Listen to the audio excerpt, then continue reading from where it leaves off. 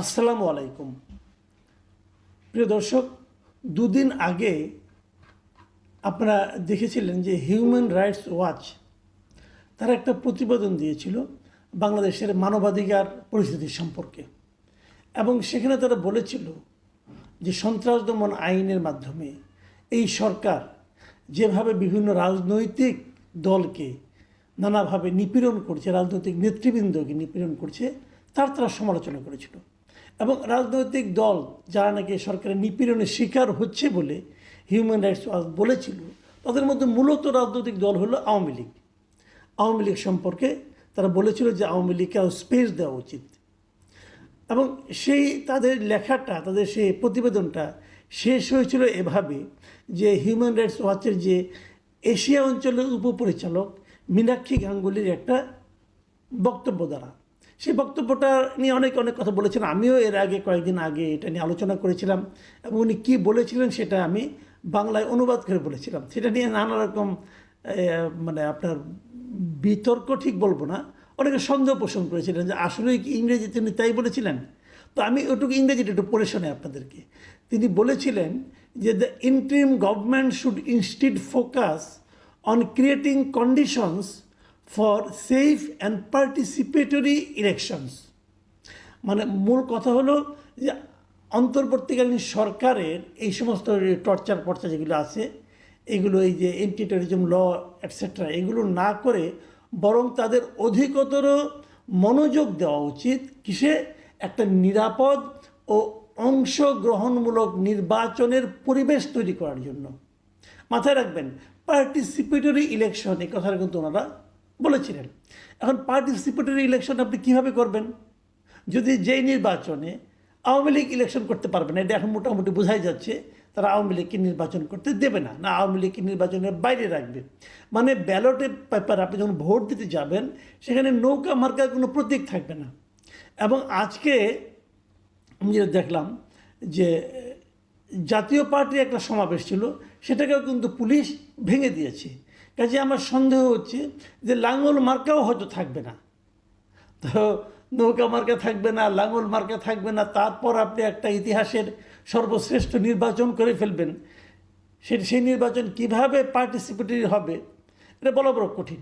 কিন্তু human rights watch যত কিছুই বলুক না কেন, এবং উনি কেবল হিউম্যান রাইটস ওয়াচ কেন, আরও 20টা আন্তর্জাতিক সংগঠন যতই অন্তর্ভুক্তমূলক নির্বাচন, অংশগ্রহণমূলক নির্বাচনের কথা বলুক না কেন, যতই বলুক, আলটিমেটলি আওয়ামী লীগ নির্বাচনে সম্ভবত, আমার যতটুকু উপলব্ধি হচ্ছে এই সরকারের কর্মকাণ্ড দেখে, হয়তো আগামী নির্বাচনে আওয়ামী লীগ থাকছে না। যদি আওয়ামী লীগ না থাকে তাহলে নির্বাচনটা কেমন হবে? আসলে আমার আজকের আলোচনার প্রতিপাদ্য বিষয় হলো এটাই, যে আওয়ামী লীগ নির্বাচনে থাকবে না, তাহলে নির্বাচনটা কেমন হবে? তাহলে কার সঙ্গে কার প্রতিদ্বন্দ্বিতা হবে? আপনারা হয়তো সবাই বলবেন, কেন বিএনপি এবং জামাত ইসলামের প্রতিদ্বন্দ্বিতা হবে? আমি যদি বিষয়টাকে ঘুরিয়ে বলি, একটা কথা ভাবুন তো, এই বাংলাদেশে যে কোনো পরিস্থিতিতে যদি নির্বাচন হয়, এখনকার বাস্তবতায় জামাত কিন্তু প্রতিদ্বন্দ্বিতা থাকার মতো কোনো দল না। আওয়ামী লীগ এবং বিএনপি নির্বাচনে প্রতিদ্বন্দ্বিতা করবে, কিন্তু যেহেতু আওয়ামী লীগ নেই, জামাত প্রতিদ্বন্দ্বিতা করবে। এবং ইন্টারেস্টিংলি জামাত এখন মনেও করে, জামাতের অনেক নেতৃবৃন্দকে আমি বলতে শুনেছি, ভাবতে শুনেছি, তাদের সঙ্গে আমি আপনার অফ রেকর্ডে কথা বলার সময় শুনেছি, ওনারা আশা করছে ওনারা কিন্তু নির্বাচনে বিজয়ী হয়ে ক্ষমতায় আসতে পারেন। কিসের উপর ভিত্তি করে তারা ক্ষমতায় আসতে চাচ্ছেন? তাদের এই হিসাবটা কি একেবারেই হাস্যকর? তারা কি কল্পনার জগতে আছেন? আমার কিন্তু তা মনে হয় না। তাদের একটা হিসাব আছে।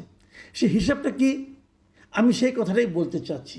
সেই হিসাবটা হলো, আমার বিবেচনায় আওয়ামী লীগ বলেন, জাতীয় পার্টি বলেন, এরা যদি নির্বাচনের বাইরেও থাকে, তারপরেও আসন্ন যে নির্বাচনটা হবে সেই নির্বাচনে আমার বিবেচনায় মূল ফ্যাক্টর হবে আওয়ামী লীগ। আওয়ামী লীগ নির্বাচনে আসলেও আওয়ামী লীগ মূল ফ্যাক্টর, আওয়ামী লীগকে নির্বাচনের বাইরে রাখলেও আওয়ামী লীগ মূল ফ্যাক্টর। আপনি বলবেন কিভাবে? হ্যাঁ, সেটাই কথা। আওয়ামী লীগের উপর নির্ভর করবে নির্বাচনটা কেমন হবে। প্রথমত ধরেন যে আওয়ামী লীগ সিদ্ধান্ত নেয় যে আমরা কেউ নির্বাচনে ভোট দিতে যাব না, যদি এই সিদ্ধান্তটা আওয়ামী লীগ নেয়, তাহলে এই নির্বাচনে ভোটের পরিমাণ পড়বে অনেক কম, এবং এত কম যেটা নাকি আন্তর্জাতিক পর্যায়ে এই নির্বাচনের বৈধতা নিয়েও প্রশ্ন উঠতে পারে। যদি আওয়ামী লীগ সিদ্ধান্ত নেয় যে আমরা ভোট দিতে যাব না, এবং যদি আওয়ামী লীগের কেউ ভোট দিতে না আসে তাহলে, এবং ভোট না দেওয়ার পক্ষে যদি আওয়ামী লীগ তেমন কোনো কিছু কিছু কার্যক্রম করে, তাহলে কিন্তু নির্বাচনের ভোটের উপস্থিতি নিয়ে একটা আশঙ্কা তৈরি হবে। এটা হলো একদিকে, মানে আওয়ামী লীগ নির্বাচনের অংশ না নিলেও এটা হতে পারে। আবার যদি আওয়ামী লীগ সিদ্ধান্ত নেয় আমরা ভোট দেব কিন্তু বিশেষ একটা দলকে পাশ করাবো, সেটা করার অ্যাবিলিটিও আওয়ামী লীগের আছে। মাথায় রাখবেন, আওয়ামী লীগের আসলে অনেক ভোট, যারা আওয়ামী লীগের খুব সমালোচক তারাও কিন্তু বলেন, আমি তাদের অনেককে বলতে শুনেছি, কতই আর হবে আওয়ামী লীগের ভোট, 20%। এটা বলে তারা একটা তুচ্ছতাচ্ছিল্য করার চেষ্টা করে। কিন্তু ইন্টারেস্টিং হলো যে এই যে দলগুলো জামাত এবং বিএনপি, জামাত কিন্তু তাদের ভোট 20% আছে, এটা যদি ভাবতে পারতো তাহলে তারা নিশ্চিত হতো তারা ক্ষমতায় আসবে। জামাতের ভোট তো 10%-এর উপরে না, কিন্তু সে 10% নিয়েও তারা ক্ষমতায় আসতে চায়, স্বপ্ন দেখে। কেন? সেক্ষেত্রে যাকে আপনি তুচ্ছতাচ্ছিল্য করছেন 20% ভোট বলে, তার কতটুকু ক্ষমতা ভাবুন একবার। সেই জিনিসটাই কিন্তু জামাত কাজে লাগাতে চাচ্ছে। আওয়ামী লীগের ভোটটা যদি আওয়ামী লীগ নির্বাচনে ভোট দিতে আসে, আওয়ামী লীগের ভোটাররা যদি ভোট দিতে আসে, আওয়ামী লীগ নির্বাচনে আওয়ামী লীগের প্রার্থী থাকছে না, তারপরেও যদি আওয়ামী লীগ ভোট দিতে আসে, তখন পুরো নির্বাচনটা নির্ভর করবে আওয়ামী লীগের ভোটটা কার কাছে যাবে। দাঁড়িপাল্লায় যাবে, নাকি ধানের শেষে যাবে, নাকি অন্য কোনো মার্কায় যাবে, এই সিদ্ধান্তের উপর। যদি জাতীয় পার্টি নির্বাচনে থাকে তাহলে কি সে লাঙ্গলে যাবে, সেটা কিন্তু তখন আবার আরেকটা রেজাল্ট নিয়ে আসবে। মানে সব কিছুই নিয়ন্ত্রণ করবে আওয়ামী লীগ। এটাই বাংলাদেশের রাজনীতির বাস্তবতা। আপনি মানেন আর না মানেন, এনসিপির ছেলেমেয়েরা যতই লাফালাফি করুক, ভাই এইটাই রিয়েলিটি। যারা আমার এই অনুষ্ঠান শুনছেন, যারা আমার কথা শুনছেন, তারাও জানেন এটাই রিয়েলিটি। আওয়ামী লীগ খারাপ দল, কোনো সন্দেহ নাই। আওয়ামী লীগ গত 15 বছর অনেক কিছু করে, তারপরেও কোনো সন্দেহ নাই। কিন্তু তারপরেও বাস্তবতা হলো এই দেশে একটা বিপুল জনসংখ্যা আওয়ামী লীগকে চায়। কেন চায় সে প্রসঙ্গে আমি আরেকদিন আলাপ করব। সেটা আজকে প্রসঙ্গ না, কারণ আজকে এটা নিয়ে আলোচনা করা শেষ করা যাবে না। কিন্তু এই যে আমি কথাটা বললাম, আজকে আমি বিবিসি বাংলায় একটা নিউজ পড়লাম। বিবিসি বাংলার নিউজটা শিরোনাম ছিল, নির্বাচন তৃণমূলে জামাত বিএনপি টক্কর, দুই দলের নজর আওয়ামী লীগের ভোটে। খেয়াল করুন, দুই দলের নজর আওয়ামী লীগের ভোটে। ওনারা তৃণমূলের একটা জেলাকে নিয়ে আসছে, একটা জেলাকে কেস স্টাডি হিসেবে তারা নিয়ে আসছে। সেটা কোন জেলা? সিরাজগঞ্জ। তারা সিরাজগঞ্জ তাদের রিপোর্টার পাঠিয়েছে এবং তারা সেখানকার ভোটারদের সঙ্গে আলাপ করেছে, প্রার্থীদের সঙ্গে আলাপ করেছে, রাজনৈতিক দলগুলো কে কী করছে ভোট পাওয়ার জন্য সেগুলি নিয়ে তারা আলোচনা করেছে।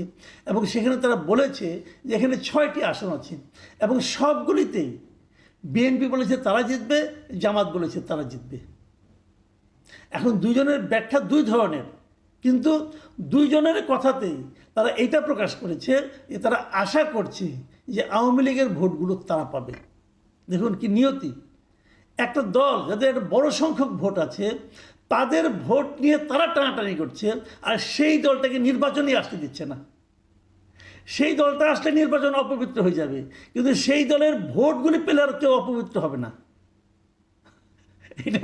এটা হলো কি রাজনীতি। হ্যাঁ, রাজনীতির মধ্যে বলে না, রাজনীতির মধ্যে পলিটিক্স ঢুকে পড়ছে। এই হলো রাজনীতির পলিটিক্স, যে আওয়ামী লীগ অচ্ছুত, আওয়ামী লীগ না পাক, তাকে নির্বাচনে আসতে দেওয়া যাবে না। কিন্তু আওয়ামী লীগের যে ভোটার, তারা যদি আমাদেরকে ভোট দেয় তাহলে সেটা হবে পুত পবিত্র ভোট। সেই ভোট দিয়ে আমি নির্বাচনে বিজয়ী হয়ে ক্ষমতায় যাব। বাহ, কি চমৎকার!